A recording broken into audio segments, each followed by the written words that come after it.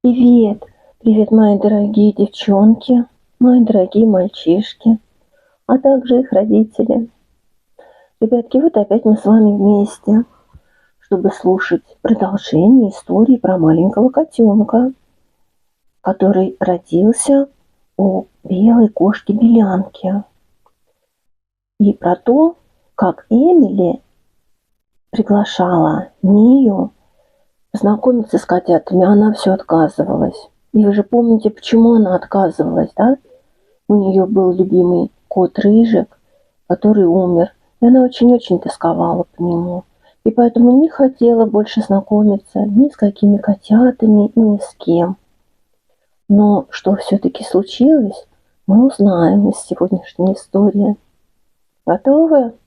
Ложитесь быстрее в кроватки, укрывайтесь одеялками, укрывайтесь до самого носа. Вот так вот. Потому что на улице 27 градусов мороза. Снег скрипит под ногами, деревья в лесу трещат. Ну, настоящая зимняя русская погода. Но мы же с вами дома, нам тепло, уютно. А я сейчас камеру поверну на огонь в печи, и вам будет уютно-уютно засыпать. Дрова трещат, огонь согревает комнату, и вы будете спокойненько слушать сказку и засыпать. Я вам сейчас опять, ребятки, скажу спокойной ночи сразу. Пожелаю сладких снов, потому что вы, наверное, видите, что я еще тоже немного болею. Голос хрипит. Уж извините меня, пожалуйста, за это. Но это не мешает мне прийти к вам и почитать вам сказку. Укрывайтесь, мои малыши. Говорю вам сразу спокойной ночи, красивых вам радужных снов. Я вас всех целую и начинаю читать вам сказку. Возвращение домой было очень странным.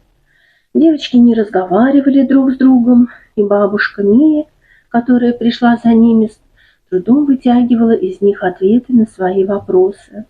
Когда Эмили нырнула в свой палисадник, Мия вздохнула с облегчением. «Что в конце концов случилось?» – спросила бабушка, как только они сняли пальто в коридоре. «Вы что, поссорились?» «Вроде того», – призналась Мия. «Ну, надеюсь, помиритесь. А то обе такие несчастные. Ты не хочешь с ней говорить? Может, позвонишь по телефону?» Мия покачала головой. «Это не такая ссора. Мы не ругались. Ничего подобного. Это все из-за меня. Эмили меня не простит, пока я со всем этим не разберусь. Но я не могу». Она шмыгнула носом. Ей целый день было не по себе. И сейчас, когда она дома и ее видит только бабушка, можно наконец-то позволить себе расплакаться. Бабуля обняла ее. «Ну, Мия, расскажи мне все. Глядишь, тебе и полегчает, если поделишься». «Вряд ли», – прошептала девочка и позволила бабушке отвезти ее в комнату и усадить рядом с собой на диван. Бабушка достала и дала ей платочек. «Так что произошло-то?» «Она хочет, чтобы я пришла посмотреть на котят. А ты не хочешь?» Мия прижалась к бабушкиному плечу. «Мне становится так грустно», – пробормотала она. «Мама с папой все время говорят о том, чтобы завести какого-нибудь котенка или кролика. Все как будто забыли Рыжика». Бабушка вздохнула. «Нет, это, конечно, не так. Мама с папой просто хотят тебя развеселить. Вот и все. Мы все любили Рыжика, ты же знаешь. Но для тебя он был особенным, я понимаю». «Мне так сильно его не хватает», — сквозь слезы сказала Мия. «Мама и папа меня не слушают. Они считают, что я уже должна привыкнуть и не глупить». «Да нет же, Мия, они так не считают. Они просто хотят тебе добра. Но он умер в августе, а сейчас только сентябрь. Я еще не привыкла, что его нет». Девочка всхлипнула. «Я не представляю, когда привыкну. А теперь я не могу даже поделиться с Эмили, потому что она такая счастливая. Я пыталась объяснить, но она не понимает. Ну, для нее это такое событие, бабушка гладила Мию по голове. Конечно, она рада, а как же иначе? Конечно, вот если бы я могла порадоваться вместе с ней, было бы здорово. Ты на самом деле этого хочешь? Задумчиво спросила бабушка. И Мия выпрямилась, глядя на нее. Конечно, я не хочу быть несчастной, но, похоже, ты цепляешься за свою печаль, словно считаешь, что пока ты грустишь, то удерживаешь Рыжика, и он остается здесь с тобой. Понимаешь, о чем я? Мия потрясла головой. Нет, это не так. Она осеклась. Может, все действительно так и было? Почти. Смотри, бабушка встала и сняла с полки маленький фотоальбом. Я его сделала для тебя, но не собираюсь пока показывать, а то вдруг ты еще больше расстроишься. Ой, бабуля, здесь все фотки Рыжика. Мия переворачивала страницы и смеялась, видя, как пушистый рыжий комочек превращается в большого красавца-кота, которого она помнила. Он был такой особенный, печально проговорила она. Знаешь, что я заметила общего на всех этих фотографиях? Спросила бабушка, с улыбкой рассматривая фото, где Рыжик на Рождество в прошлом году возлежает на горе подарочной упаковки, и его передние лапы опутаны ленточкой. Он всегда был таким веселым. Мия улыбнулась. Так и есть. Кроме последних недель, когда он болел. Он был уставшим, не похожим на самого себя. Он мурлыкал, когда его гладили, особенно если гладила ты. Но в остальное время он просто спал. Мия кивнула. Он даже есть не просил. Точно. Это Рыжик, большой любитель вкусной еды. Мия хихикнула. Мама часто сердилась на Рыжика, стоило ей оставить без присмотра хоть что-то, пока она готовила на кухне, как он тут же воровал и куда-то прятал это. Он ел даже грибы, очень необычно для кота. Он перестал радоваться, да? Спросила она. Бабушка кивнула. Да. И он очень любил тебя, Мия, и переживал, когда ты грустишь. Ведь правда? Как в тот раз, когда я упала, Мия зажмурилась, вспоминая. Она упала с лестницы и сильно ушибла руку.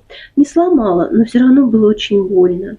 Она с несчастным видом слонялась по дому, нянча за забинтованную руку. Потом, когда она лежала на диване, пришел Рыжик и уселся прямо ей на грудь. Он не сводил с нее глаз, тыкался носом ей в лицо и мурлыкал громко, как газонокосилка. Он явно намеревался ее развеселить. И это сработало. Да, правда. Она перевернула последнюю страницу альбома. На фото они были вместе с Эмили и держали Рыжика. Кот был достаточно большой, чтобы хватило на обеих девчонок, и обе они улыбались в камеру, и Рыжик казался очень довольным. Эмили, твоя лучшая подруга, Мия. Надо заставить себя что-то делать ради друзей, даже если это трудно. Мия кивнула. Я знаю. Я позвоню ей, извинюсь и зайду посмотреть на котят. Скоро, может быть, в понедельник или во вторник. И я постараюсь не тосковать так сильно по Рыжику, бабуль. Честное слово, постараюсь. Должно быть, бабушка рассказала маме об ее беседе, потому что утром в понедельник мама собралась проводить Мию в школу и зайти за Эмили по дороге. Может, ты захочешь заглянуть на секундочку? Увидишь котят, и вы сразу пойдете, чтобы не опоздать в школу, предложила мама. Хорошо? Мия быстро обняла ее. Девочка поняла, как мама пыталась ее успокоить. Да, мне, возможно, надо познакомиться с котятами. И если она расстроится, то можно сказать, что им надо спешить в школу. Эмили с мамой ждали их у дверей. Мия решила, что ее мама, наверное, послала СМС маме Эмили. Она с любовью и благодарностью подумала о том, как мама с бабушкой стараются помочь ей. Раньше их хлопоты ее раздражали, но ведь они хотели ей только добра. «Пойдем, пойдем!» Эмили потащила ее за собой. «Мы утром приходим, а они открывают глазки. Такие милашки. Она отпустила Мию и обеспокоенно взглянула на нее. Ты ведь еще хочешь их увидеть? Конечно. Извини, что я была такая бука. Эмили обняла подружку, немного волнуясь. Мия прошла за Эмили на кухню. Белянка и котята лежали в закутке, который устроила мама Эмили, отгородив им угол дощечками от старого книжного шкафа. У батареи котятам, конечно, было тепло и уютно. «Вон, посмотри!» – гордо проговорила Эмили. «Правда, они самые красивые в мире?»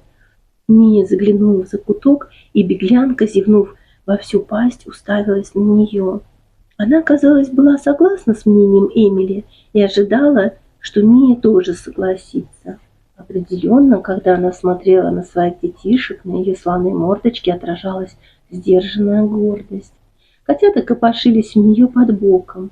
Когда Мия наклонилась над ними, то черный котенок, который казался самым большим, хотя, наверное, было трудно сказать, залез на маленького беленького, и тот негодующе запищал.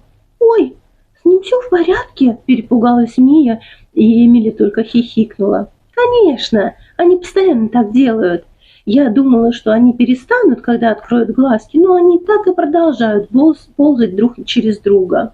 А как эти маленькие жадины пихаются и отталкивают один другого, когда лезут к беляночке сосать молоко. Вот этот мальчик беленький». Мия уже узнала от Эмили, что среди котят есть 3 девочки и 1 мальчик. Эмили кивнула. «Хорошенький, правда?» «Они все славные». Мия присела у загородки, посмотрев сначала, не станет ли беляночка беспокоиться. Но кошечка, казалось, с удовольствием демонстрировала свое потомство. 2 полосатеньких сосали молоко, а Чернушка собирался заняться тем же. А беленький, свернувшись, лежал у передних лап мамаши. Он зевнул, а потом взглянул на Мию темно-синими глазками. Мия понимала, что он еще слишком мал и, возможно, даже не видит ее толком, но котенок словно бы посмотрел ей прямо в глаза, а потом сморщил носик и пискнул. Мия улыбнулась и протянула руку, чтобы он обнюхал ее. И как только она могла подумать, что такой лапочка заставит ее печалиться. И после этого Мия поняла, что мысли о котятах больше не расстраивают ее. Может, потому, что среди них не было ни одного рыженького. Они были похожи только на самих себя, и хотя она по-прежнему скучала по рыжику, котята были такие забавные, что она все чаще смеялась, особенно беленький. Он казался самым ласковым, всегда тыкался носом и лизал ее пальцы. Как-то в пятницу вечером, через 2 недели после рождения котят, Мия была приглашена к Эмили на чай. Ей очень хотелось пойти. Она уже навещала котят, но каждый раз буквально на пару минут. Почему-то не удавалось провести с ними побольше времени. Мия прошла за Эмили на кухню. Она была здесь всего 2 дня назад, но теперь, подойдя в закутку и увидев котят, невольно ахнула. «Они так выросли!» Эмили рассмеялась. «Ага, здорово, правда? Как будто их надули, как маленьких пушистых шариков». Она присела на корточки у загородки, чтобы поближе рассмотреть малышей. Одна из полосатиков решительно топала куда-то по мягкому одеялу, а остальные 3 сосали молоко. Они стали больше похожи на кошек. Понимаешь? Раньше они были просто крошечные пушистые комочки, а теперь они маленькие котики. Ой, смотри! Беленький котенок, казалось, услышал ее. Он перестал сосать и удивленно огляделся, словно пытаясь понять, откуда доносится голос. А потом пополз к ней, тихо пискнув, так, как в прошлый раз. «Привет, малыш!» – прошептала Мия, и котенок мяукнул в ответ, пытаясь перебраться через бортик загородки. «Ух ты! Он так раньше никогда не делал!» Эмили удивленно хлопала глазами. «Можно я подержу его?» – попросила Мия. «Белянка не будет против?» Белянка все еще кормила 2 полосатую чернушку, но она подняла голову и внимательно наблюдала за белым сыночком и девочкой. «Думаю, все будет нормально, да, мам?» – спросила Эмили. Мы их уже брали, и он прямо просится на ручки». Мия очень аккуратно подняла котенка и посадила к себе на колени. Он мурлыкал и и потоптался на ее школьной юбке. Потом с удовлетворенным вздохом свернулся калачиком. Этого он и хотел. «Такой мягенький!» – прошептала Мия.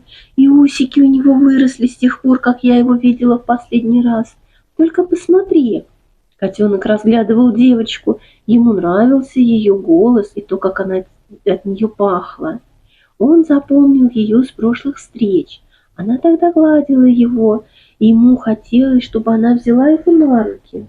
Котенок зевнул, его усики задрожали. «У него одного такие усищи!» – рассмеялась Мия. «Эмили, тебе надо назвать его Усатик. Ты ведь еще не придумала им клички?» Эмили покачала головой, потом вдруг просияла. «Мы дали имя только черненькой кошке, потому что оставляем ее себе. Она будет мне подарком на день рождения». Она подхватила черного котенка, который заснул во время сосания. «Я назвала ее Чернушкой. Хорошо сочетается с белянкой, правда?» Она любовно прижала котенка к лицу. «Везет тебе». Мия улыбалась, но внутри у нее все сжалось. Конечно, котятам придется отправляться к новым хозяевам. Она вздохнула, и котенок недовольно буркнул, когда его такое удобное ложе задвигалось. Мия уже успела привыкнуть к Усатику. Она так назвала его про себя, хотя понимала, что потом назовут по-другому. Она знает, его всего 2 недели, но, наверное, уже будет по нему скучать.